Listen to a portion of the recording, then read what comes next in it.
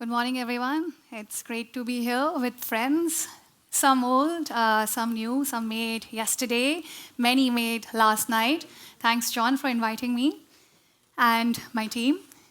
Okay, so I think initially the theme was third spaces. So we're talking about community spaces that bring us together. There is work, there is home, and then there is third place, right? It could be your book club, your library, it could be your yoga space. I think we all have different community spaces. It could be your church group. It's a very informed audience, so I don't need to go into detail, but you know, cities in the global south, Indian cities are largely made by people themselves. There's an acute shortage of affordable housing, and as a result, people end up creating their own solution in the form of informal settlements. Many of them are called slums colloquially. That's where we work, because this is not something that I was taught in my education as an architect. This is something that I have learned over the years. This is what our practice is trying to also unlearn in terms of what is missing in our design and architectural education. And because a large part of them are considered illegal, illegitimate, they exist in a state of precarity because of an absence of land tenure. So they're really built to be unbuilt. As you can see here, the bricks are stacked using mud mortar. The slab is made of corrugated tin. A ladder for staircase. The slab above the ground floor is simply stone slabs over I-sections.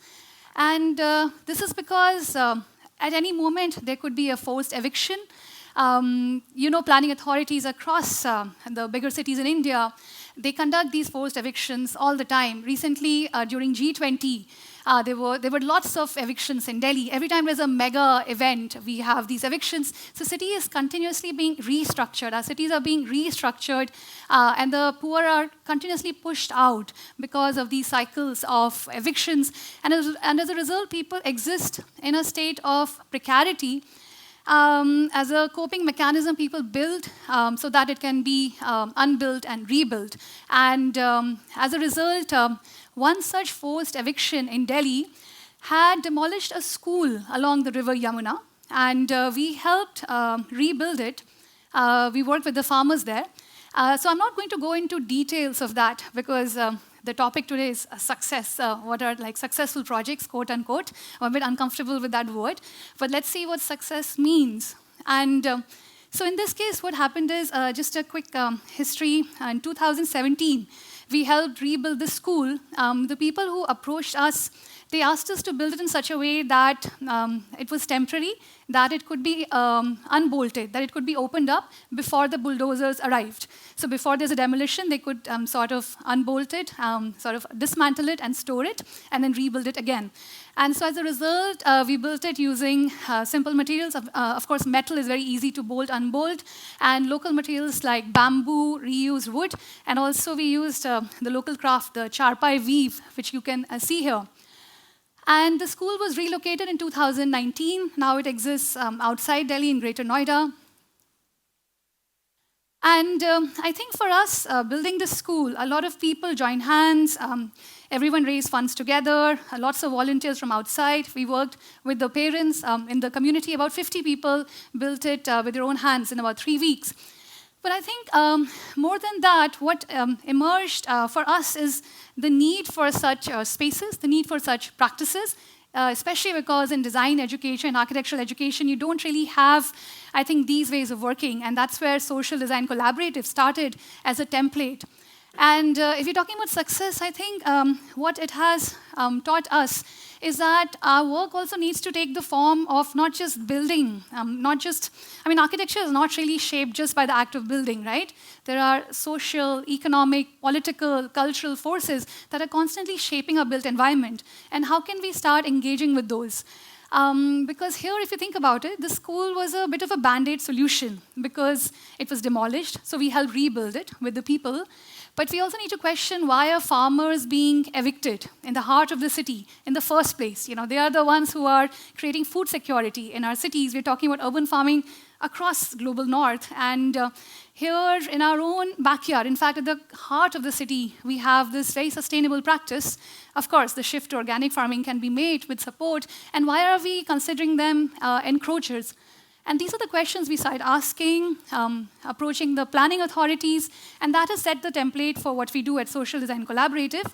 Coming back to the school itself, so this was after it was shifted and built second time in 2019, and now it has a life of its own. I think this year, just in June, yeah, so it's been how many years? 5 years. It was rebuilt a third time, meaning to say a second layer came on. So we did what is called a wattle and a daub technology, right? Bamboo without the mud. And now it has been built by a group of not designers, but rock climbers who have covered it in mud. And then there is straw on the metal roof that I'd shown you earlier. So it is much more permanent. It is definitely much more comfortable, more sort of weatherproof. And these rock climbers, 6 of them, they just put up tents there and built the whole thing in, I think it was 10 days, 2 weeks. They got help from volunteers who would come over the weekend. And now it's, I think it's got a beautiful life of its own. I'm really proud of the community, the people who are taking it forward, the school staff. So coming back to what we are doing at Social Design Collaborative, what we've realized is, coming back to third spaces, coming back to community spaces, that building these spaces with people is a very important way. It's an important approach of strengthening communities from within. They could be schools as community spaces, they could be community centers, they could be daycare centers. And so we started focusing on what are called Anganwadis, which is a Hindi word for daycare centers. And recently, after working, I think, pro bono for years, recently we've got the support of this organization called REARC, based in Denmark. And what we are looking at is building 10 pilots. We discussed, what is, let's come to pilots and scale, I think, towards the end. How do Anganwadis help? Let me tell you a bit about the system in India, the ICDS system, the Integrated Child Development Services.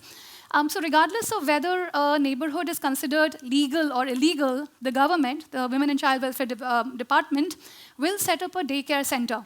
And they will create 2 livelihoods. There's a teacher and a helper, and they will pay rent for that space so that kids till the age of 6 years can get access to education, to nutrition, and to health. And they also provide health services for women, so pregnant and lactating mothers. And more than that, Anganwadis have also become a very critical sort of an approach for us because it provides a formal address to the neighborhood. Because what happens is the formal, the welfare scheme is coming together with the informal process of building, and it helps pave the way for other services. The moment you have an Anganwadi and it has an address which is given by the government, you can also set up a medical camp or a ID camp, which can then help get access to water supply, electricity. And so this becomes a way for a sort of a way towards housing rights, towards assertion of your right to be there in the city. So these are the sort of impacts we are hoping to have. Of course, the direct impact is access to education, creating community spaces, much needed community spaces, through our field coordinators, on-ground coordinators who have taken leadership in this process. And the extended impact is, can we also help build? I think people have already figured out how to build in the most affordable and the best way possible, but can we also influence that in a positive way that issues such as fire risks or climate change induce risks such as flooding, these are things that we can prepare against. We can start building slightly better, slightly stronger, and that's also what we're hoping to bring in, and create, of course, a sort of a best practice, so to say. Overall, the systemic impact, I don't know, maybe we will know after 30 years, 20 years, this makes the city a bit more equitable through more and more such spaces. So very quickly, coming to the existing Anganwadi infrastructure, most of them are run through very makeshift spaces. Many of them are run in the open. This Anganwadi in a school has been running for 10 years, just under a tree. And the context that we work in, Sorry about that slide. You'll have to rotate your head slightly.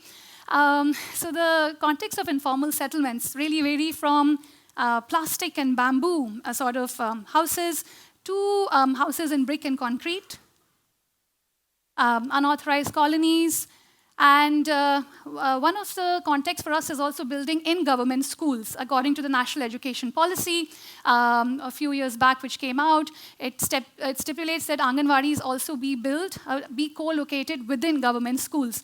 So a large part of our work is also working with the Education Department, with the Women and Child Welfare Department. This is what our design process looks like. Typically, I'm sure all of you are familiar with. We built a lot of models. We were also talking about this to the students yesterday, and they were asking us why so many models. Because technical drawings are very hard to understand. I think architects know this well. We are trained in it, but most of the people, except for like a mere 0.1% of us, the rest of the people don't understand that format. So models become a very effective way of talking about space. My mentor, Ashish Ganju, he's an architect. He passed away a few years back. He was 85 years old, and he was working till the last day in his studio. And he told me that every time he would work with workers, and they're listening to him, he's explaining the drawings, but after some time he realized that no one's really looking at the drawing. Everyone's looking at him. Everyone's looking at his hands, right? And I think this is the most effective way of communication. Design through conversations, design not through drawings, but through hands and through legs when you're sort of like mapping space, talking about how big the size is. And of course, through physical models, even better if they're 1:1. So we prototype a lot. That at the bottom right is a structure we built on our own studio terrace. And also, just very quickly in this, I just wanted to also talk about how many of our discussions are what we call focus group discussions, so smaller groups of 10 to 15 people, and then many of them also need to be community meetings, so 100 people, let's say, at a time who are deciding if this works for them or not. A very important part of this process is also that this is done with the people, not for the people. They're not recipients in this case, they're active participants, and design becomes a very important part of saying this, that hey, if this doesn't work for you, we are going to change it. We are going to do exactly what you need, what works for you. Also better for us because if something goes wrong tomorrow, it's on them and the responsibility is shared. So very quickly, these are the two pilots that we are in the process of building. So one of them is in a government school. And for us, it's very important to bring multiple stakeholders together. We started working as activists, but over time, and perhaps with age, I've also realized that it's very important to work with the government. Yesterday, Andrea, you were talking about how the government is not very powerful. But I think maybe where you were coming from is that people hold the power. At the end of the day, government is very important for scale as well. So we've learned to work together, at a grassroots level and with the government, bringing policy and community engagement together. So on the top right corner is the district magistrate, who we have presented the design to. Bottom left corner, Anushrita, who's my colleague. Many of you have met her already. She's at the forefront of all the design discussions with children, for which you require a lot of patience. And of course, the Anganwadi workers, bottom right, the Anganwadi teachers, they are the real caregivers in this process. Yesterday, John, you and I were talking about care. It's a very emotional, I think, topic for me as well. But who is caring for the caregivers? I think that's something which is very important to talk about. We should also care for ourselves. And also in this process, the Anganwadi workers, the teachers are the most important stakeholder.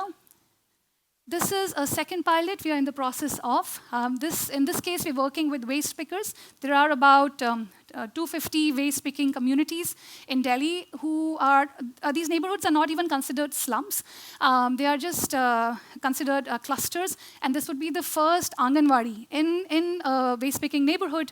And we're hoping that many more can come about as the government also starts seeing things a bit differently and starts realizing there is a certain, I think there's a certain, for want of a better word, let's say formality that can come in terms of access to services and support. We're also working with, in the middle you see the snapshot of recycled plastic tile. The idea is to also use the same materials that people are working with because the waste pickers are segregating. And in Delhi and other cities also, you might know, they are the real recyclers because most of the waste is just going to landfills or just waste to power plants. And they are the ones who are actually segregating them and recycling them. And so using recycled materials in this structure is a very important approach that people take a lot of pride in. And finally, coming to scale. So for us, it's very important that, I think for any designer, you really hope your design will be picked up, that it will be useful to more and more people. I think this group doesn't really believe in patents, right? We all believe in open source and sharing our designs. But perhaps not replication. When we're talking about scale, is such a dirty word, right? I think what we were talking about yesterday is adaptation. We were discussing with our friends at Herbs. Perhaps we call it mutation. But the idea is that this, someone has come together, people have come together, put their minds to something, and you hope it can be helpful in similar contexts if people are able to adapt that approach.